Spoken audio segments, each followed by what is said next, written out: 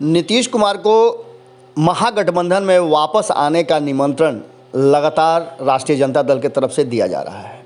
इसके राजनीतिक कारण हो चाहे नहीं हो, लेकिन इतना तो आप समझ सकते हैं कि राष्ट्रीय जनता दल क्या कुछ करना चाह रहा है और इसके पीछे की रणनीति क्या हो सकती है। जहां एक तरफ तेजस्वी यादव इन सारी बातों को लेकर के स्पष्ट कर रहे हैं कि नो इनकमिंग और नो आउटगोइंग, लेकिन इसके साथ ही लालू प्रसाद की रणनीति पर काम कर रहे हैं। और कहीं ना कहीं लालू प्रसाद की रणनीति आप जान रहे हैं कि बिहार की राजनीति में अगर नीतीश कुमार के साथ जोड़कर देखा जाए तो लगातार कारगर साबित होती रही है और इसे लेकर के बिहार की राजनीति में कई ऐसे फैसले होते रहे हैं। इन सब बातों को लेकर जो लगातार चर्चा हो रही है कि आखिर हैदराबाद क्यों गए थे, इसके बाद तेज प्रताप यादव लगातार निमंत्रण क्यों दे रहे हैं, इन सारी बातों में अगर देखा जाए तो कहीं ना कहीं लालू का प्लान पूरी तरह से नज़र आ रहा है।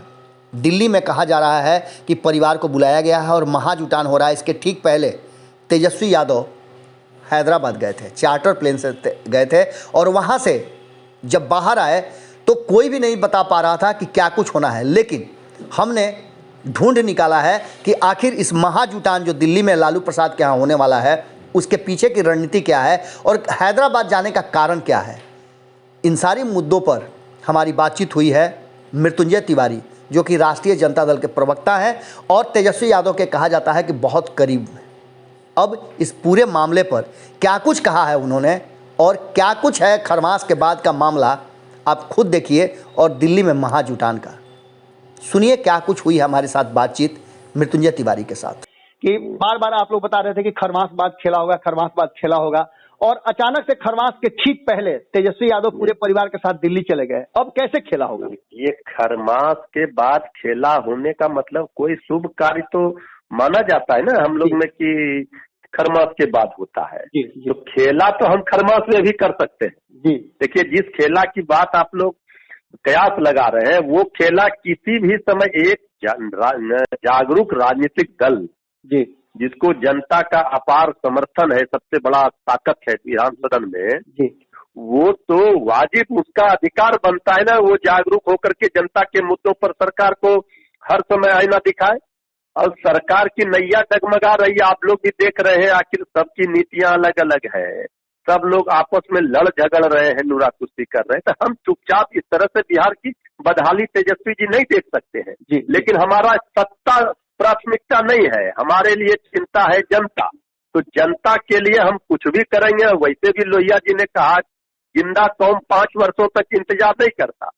खेला का मतलब ये है कि सरकार अगर अपने विरोधाभास में सरकार को कोई खतरा होगा, सरकार गिरेगी, तो हम क्या करेंगे?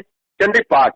आपके इन्हीं जवाबों में से एक बड़ा ही मौजूद सवाल सामने आ गया है कि जहां एक तरफ आप पार्टी के प्रवक्ता के नाते और अपनी बिहार की राजनीति को समझ के हिसाब से आप खेला की बात करते हैं, और इसी बीच में आप जदयू के संसदीय बोर्ड के अध्यक्ष हैं उपेंद्र कुशवाहा, उनसे मुलाकात होती है। तेज प्रताप यादव नीतीश कुमार को निमंत्रण देते हैं, कहते हैं मेरे पास सब कुछ है जिसको लेकर के उनको आना चाहिए। इन सब बातों का आप ही बेहतर बता सकते हैं कि उपेंद्र कुशवाहा जी से मुलाकात के पीछे का क्या रणनीति था, उनका वहीं से स्वर भी बदला।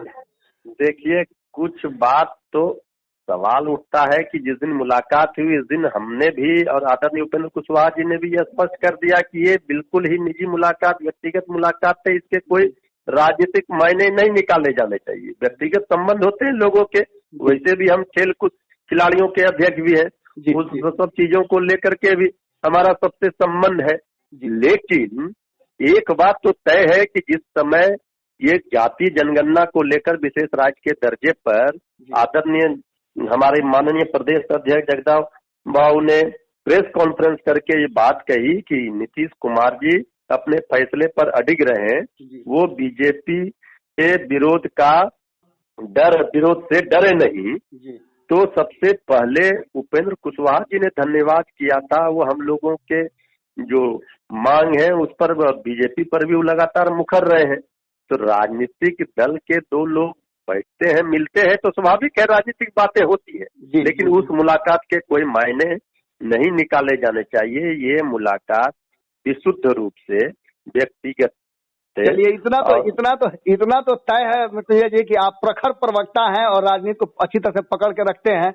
आप कहेंगे तो नहीं, लेकिन इतना जरूर कहा जा सकता है कि आपके बयान और उपेंद्र कुशवाहा जी के बयान जब आपसे मुलाकात हुई उसके बाद से जो बदले हैं सुर, तो कुछ न कुछ तो जरूर है कि बिहार की राजनीति पे आप लोग करना चाह रहे हैं। देखिए, समझने वाले समझ गए, जो न समझे वो अनाड़ी है।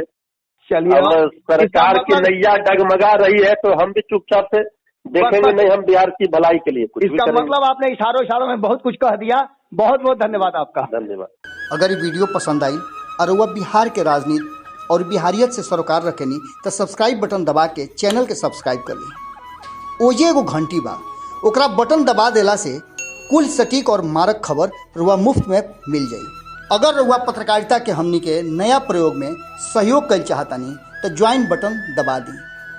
पेटीएम नंबर नोट कर ली 9386816700। धन्यवाद।